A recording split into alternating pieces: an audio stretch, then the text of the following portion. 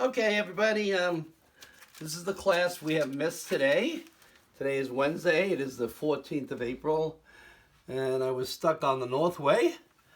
And of course, the Northway, a truck hit a bridge, and they closed the whole Northway, which is unbelievable. So, anyway, here I am, dropping my eraser.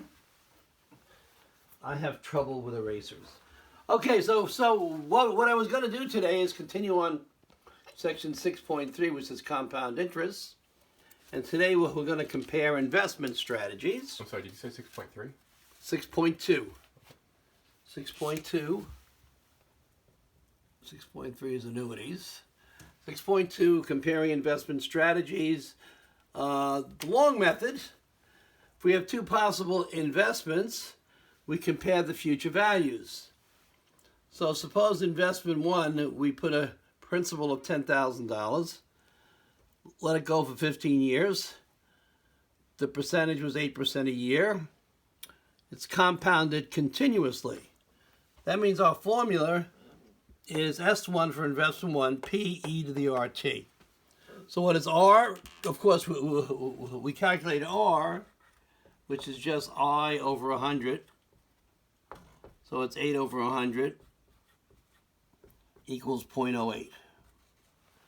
So here we have P, which is 10,000, E raised to the 0.08 times 15, 10,000 e to the 1.2, and we get 33,201, which is our future value after 15 years. That's for investment one. Now investment two, we have a principal of 10,000, same annual interest rate, so R is 0.08, same years, but now we're going to compound it quarterly, every 3 months. So we can't use this equation. This is compounding continuously. So we have to go to this equation, S equals P, parentheses 1 plus R over T, parentheses raised to the MT. M is the number of compounding periods. T is the years.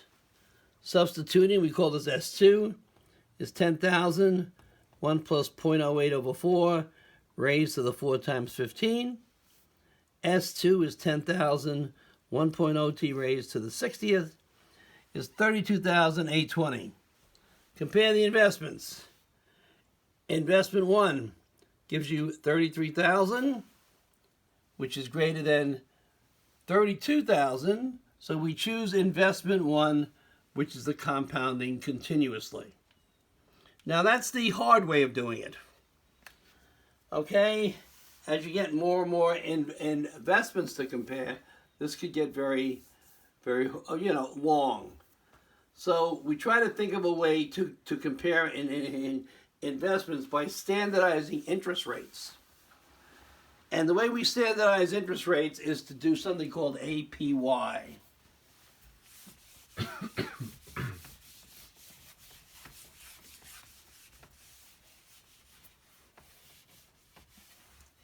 Okay, so APY is called annual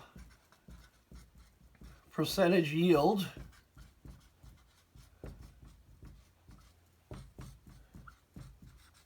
And that tries to make a standard interest rate for comparison. Interest rate of return. Professor Mirabile, question. Yes. In the financial world, oftentimes you'll see accounts with an APR, annual percentage rate. That's annual percentage rate. That's not the same thing. No. Okay. This annual percentage rate is really an adjustable rate of interest. This is not. This is a standardized interest, so we can compare investments. Okay. So like if you have a 7% investment, 8%, 9%, this gets you a standard that you compare all three together. APR is different. APR is an adjusted rate every year as opposed to a fixed rate. So don't get them confused. That's a good question. But anyway, let's go back to our investment one again. And investment one, was P equals 10,000. T equals, was it 15 again? Let's see where we were. I have to go back to it. That's I'm not even on the page, or am I? Okay. R equals 0.08. And this one, R equals 0.08. And M is continuous. Now, our APY, we have a formula for continuous, is very simple. It is, if I can find it here, I know it is, it's either the R plus 1, but I just want to make sure that I did it here. Yep. It's e to the R minus 1. Not plus 1. Yeah. Oh, that makes sense. So, to find, all I need is, this is based on an investment of $1, actually. You don't need this. This is actually standardized with an investment of $1. That's the way this is calculated. We don't have to derive this. It gets people confused anyway. So this is e to the 0.08 minus 1. So let's see what we get here. 1.83.1 minus 1.083 minus 1 is 0.083. Multiplying it by 100 is 8.3. Actually, it's 3.3. It's 8.33%. Now, in investment 2, I'll call this APY1, and APY2 is basically the same principle. T equal 15. R is still 0.08, but M is now 4. So we can't use this. This is just for continuous compounding. So for non-continuous compounding, we have this. It's 1 plus R over M times M minus 1. So it's 1 plus 0.08 over 4 raised to the 4 minus 1. So that's going to be 1.02 raised to the 4 minus 1. That's going to be 1.0824 minus 1 equals 0.0824, which is 8.24%. So which one do we choose? Well, we compare the APYs. You see here that let me erase this. That's it. Okay. So we see that APY is greater than APY2. This was 8.33. This is 8.24. So once again, we choose investment 1, which was the compounded continuously. See how easy this is? So I don't have to use P. I don't have to use T. This is based on a $1 investment for 1 year. That's how they get this APY. That's why you don't need the P values. Okay, let's use the APY to compare 3 investments so we get a better feel for this. I'm going to give you some time to write it down. They can always push pause. It's a video. Right, that's true. You can always use pause. That's right. You can always push pause. Or rewind, whatever. Rewind? Yeah, there's a go back arrow. Yeah, go back. Okay. Yeah, it's not really It's a physical not a tape, so it's not really a... That's where rewind comes from. There used to be physical tapes that would That's rewind. right. You would rewind the tapes. Yeah, not just I for was music, there. but for computers as well, for data. Usual big tapes, big mag tapes. Mm-hmm. 3 possible investments. Now we only want to choose 1. Assuming we're... So the first one is has a 10% interest rate, and M equals 1.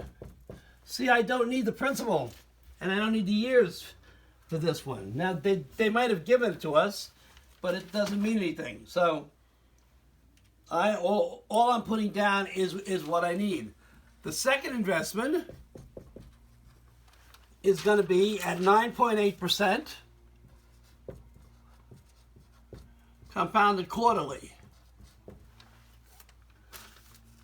And the third one is going to be 9.65%, compounded continuously. And once again, I have to warn you, do not assume that the continuous investment always gives you the best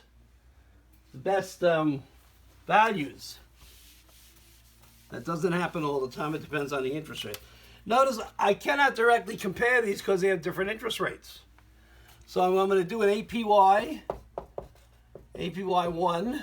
Question: wait, you cannot compare them because they're different compounding periods, right? They're also different interest rates. Yeah, but if they were all the same compounding period, couldn't you just compare the interest rates directly if they were the same? Well, they were M equals 1, yeah, sure.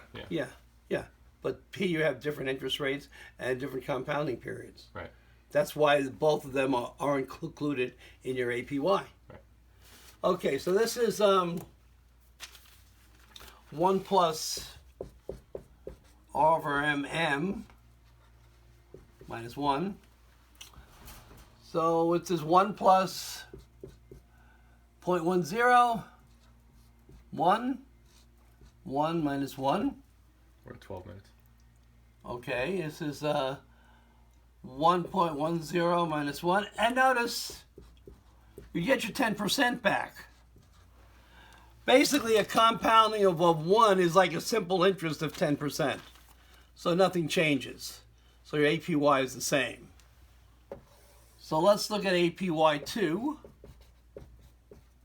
Now we have 1 plus 0.098 over 4 to the 4th. Okay, so that's going to be 1.0245 to the 4th.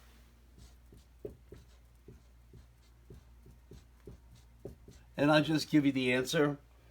And that is 10.167%.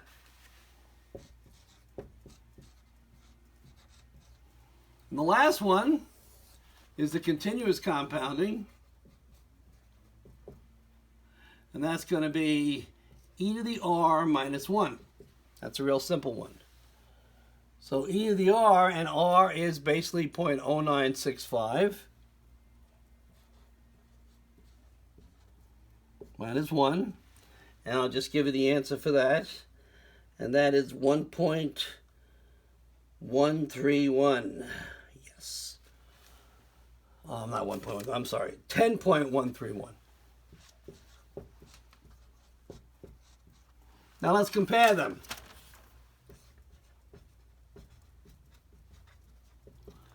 Well, APY2